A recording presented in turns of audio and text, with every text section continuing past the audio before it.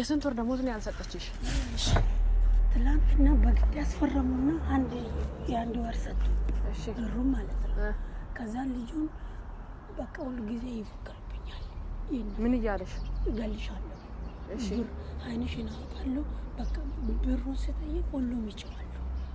የስንት ወር ደሞዝ አልሰጠሽም እስካሁን? እሺ አሁን የአንድ ወር ቀርቷል። የአንድ ወር ሰጡኝ ትላንትና። እሺ የአንድ ወር ደሞዝ ነው የቀራቸው እነሱ ጋር ግን ያኛውን ሁሉም ሰጥተዋል የሰባቱንም። አሁን እኮ አልሰጡም።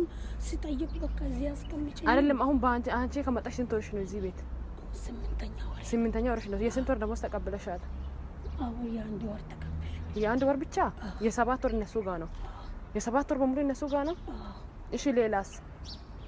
በቃ ይፎክራሉ። እኔ ዝም ብዬ አሁን ምንም ማለት መውጣት ነው የምፈልገው። እሺ መጥፋት አትችይም? ይችላለሁ። በቃ ቦታውን አዘጋጁና እኔ እወጣለሁ። ቦታ እንዴት እናዘጋጅልሽ? እሺ እኛ ላንቺ ቦታ ስራ ምናምን ካለ እኔ እወጣለሁ። ስራ እኮ አይጠፋሽም። ኢትዮጵያ ሰው ብዙ ስላለ አሁን አንቺ እነሱ ቤት የሉም ሳ ጠፍተሽ እንትን ማለት እኮ ትችያለሽ። ፖሊስ ጣቢያ መሄድ ትችያለሽ። አሁን ነው ወጥተሽ ማለት ነው። አሉ ቤት ልጅ እኮ አለ እና ምን ያደርጋል እሱ? አይልተኛም አልተኛም። አሁን መጥቶ ልጅቷ